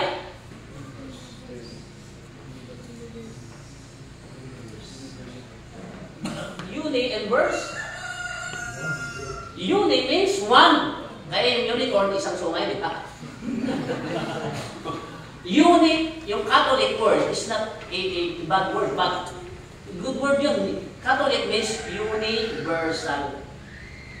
Kaya, welcome lahat ng religion. Uni means, okay, one. Verse means version. So, one. So, heaven and earth are one. Yun ang ibig sabihin ng one government. As it is.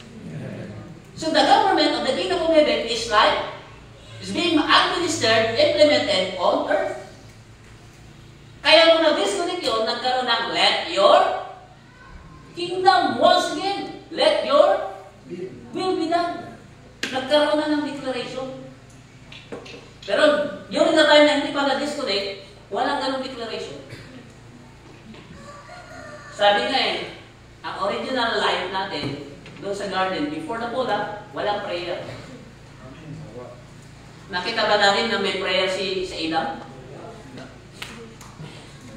And Adam prayed. Walang nakalagay doon. Naglalakad lang, no? Inalagaan, inaayos yung garden. Wala ding kanta. And Adam sing. Wala. Sa church ngayon, grabe, kantahan. Ang tawag pa rin, tatlong fast song, tatlong slow song. O dati rin, tatlong praise song, tatlong worship song. Ang ibig sabihin nila, yung praise mabilis. Yung worship, mabagal. So, ang mga praise para sa kabataan. Ang worship para sa mga may edad na.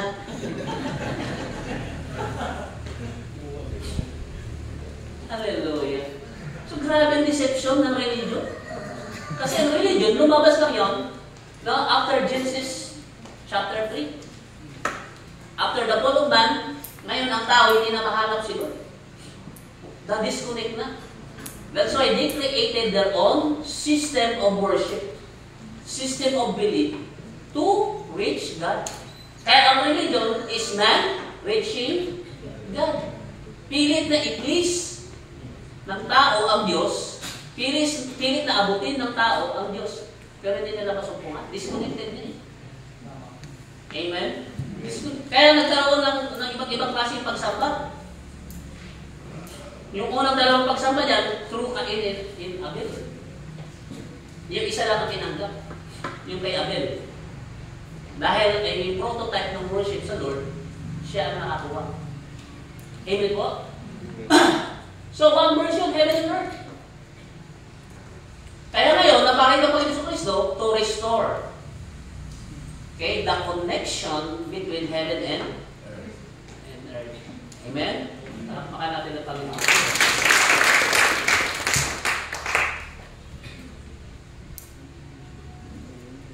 So, next investment is dominion. Let us create man, so word, in our image and let them have. So, pag sinabi natin dominion, tatlong bagay. Okay? Yung una, kingdom.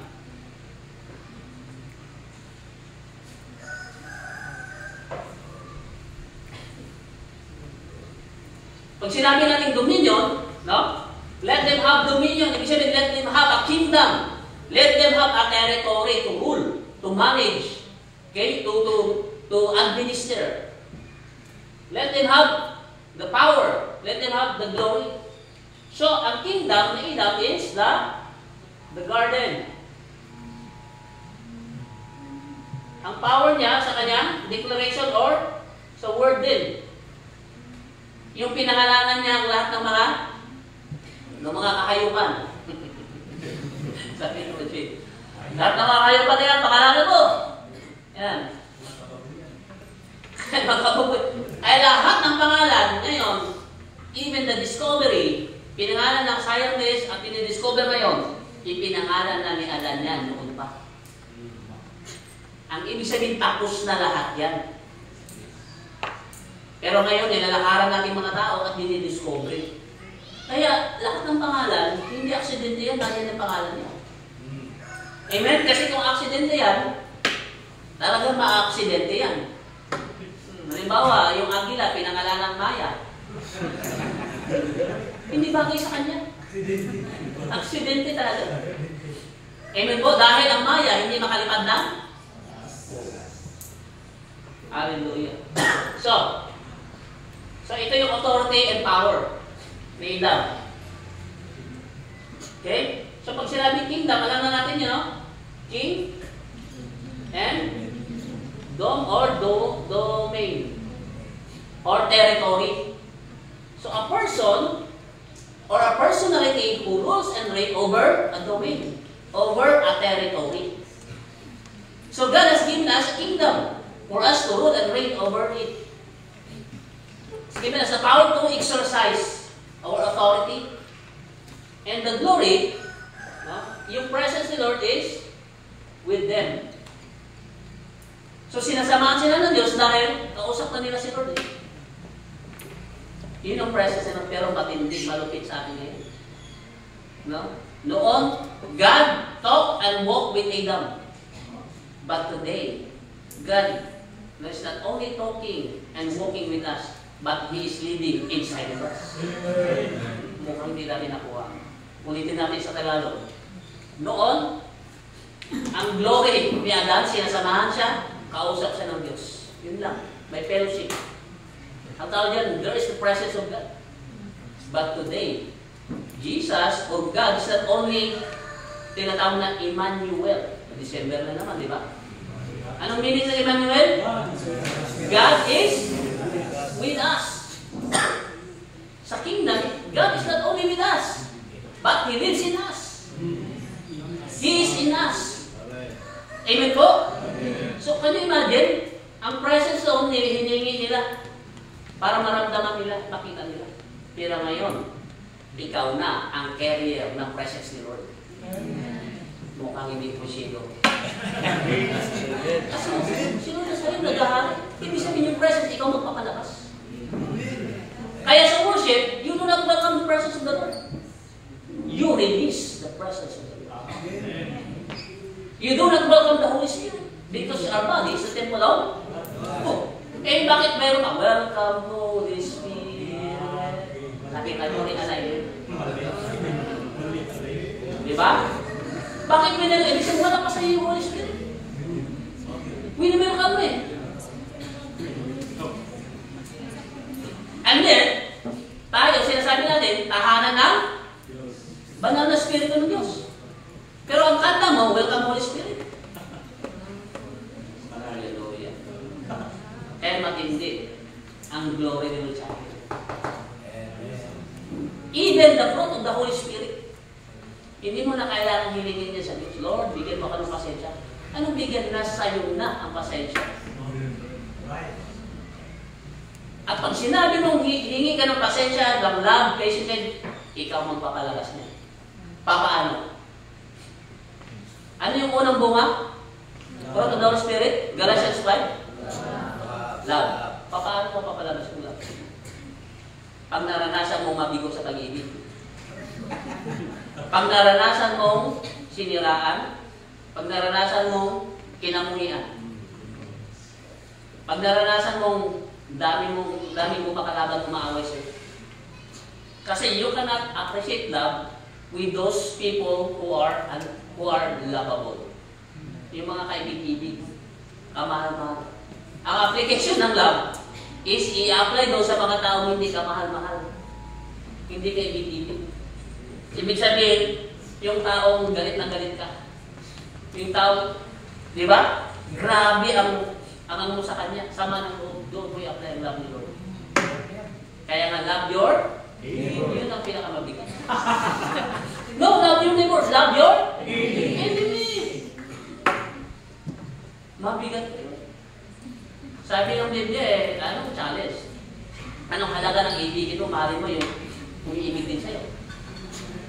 Anong silbi ng pagtulong kung yung tinutulungan mo, tumutulong din sa'yo? Tinutulungan mo siya in favor that nakikinabang ka sa kanya. Pero ang tunay na pagtulong, yung hindi ka nakinabang, kaya mo siyang tulungan. Yung mga nasalanta ng bagyo, ng lindol, hindi naman nakatulong sa'yo, pero bakit tumutulong ka? It is the application of the demonstration of the very love of God that is reigning in you. Palakpakan natin naman.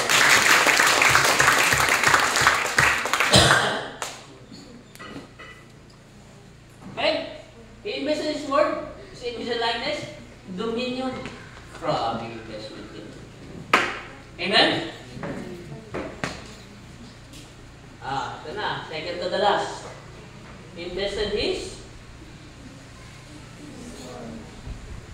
one and only begotten Son. Sino yun? Jesus. Begotten. Kaya nga bigatin ka eh. Ang bigat mo. Yan. Bigatin. Ibig sabihin, matindi. In-invest. Ibig sabihin, pinadala. Para mag-restore, tumubos ng mga bagay-bagay na nawala. Jesus Christ. John 3:16, for God so loved the world that He gives His only begotten Son, so that whosoever believes on Him should not perish but have everlasting life or eternal life. Maraming investment. Iwan ko na lang kung hindi mo pa ma-realize yan. Kaya din sila sabi na loaded ka. Sabi mo sa kanila, loaded ka kapatid. There's so much investment that God invested in you. Kaya walang rason na hindi natin mapaganda ang buhay natin. Amen po?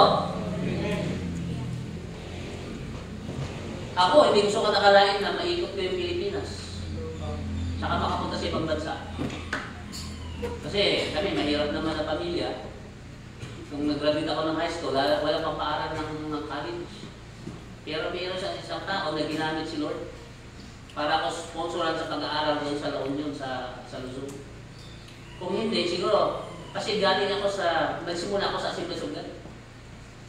AJ ang aking simula. Yan si Pastor Choi. AJ din ako sa amin siya.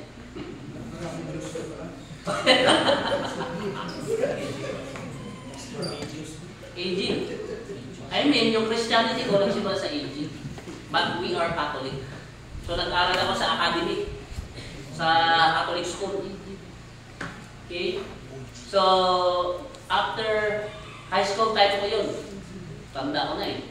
1992 to 1996. Yun yung high school life. Yung imagine, gano'n ako katanda na yun.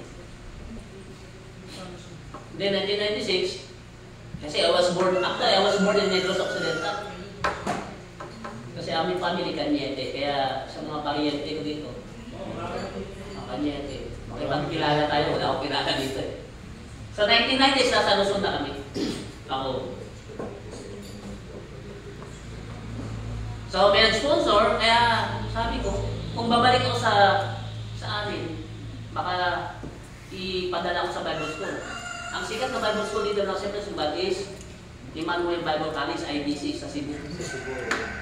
Mag-graduate ka dyan, talagang mataas ang kwan mo. Hindi, nagtatrabaho sa Phoenix Mining yun. Sabi niya, o dito ka muna. So, April yun, bumalik siya. Bumalik ng June. Katapusan ng Mayo. Ano, gusto mo mag-aral? Ba? Ganda, inisip ko, kung bumalik ako, tambay ako kahit sa Bible School na. Sige. So, diretso naman ako nag-aral, 1996 to 2000. 4 years ng college. That time, walang NCEA or career guidance. Kaya kung ano na, malakas noon, pag college ka or nakapag-graduate ka na, malakas na yun. Hindi katulad noon, may career guidance. Kukuha ka ng nursing or IT, engineer o doctor, may career guidance. Noon, wala. Sa amin, malakas na naman yun. So, I took up Bachelor of Science in Psychology. So, wala kahirap-hirap, natapos ng 4 years. That time, ang aming course, wala pang examination. Ngayon, yung may psychology, may examination. Okay? And then, after that, nalipat kami ngayon, 10 years ako sa isang napaka-controversial na church ngayon. Kasali sa Ghost Project. 10 years ako dyan. 2000 to 2010. Ay, grabe. Until sa time 2010, binigyan kami ng bagong direction ni Lord. So,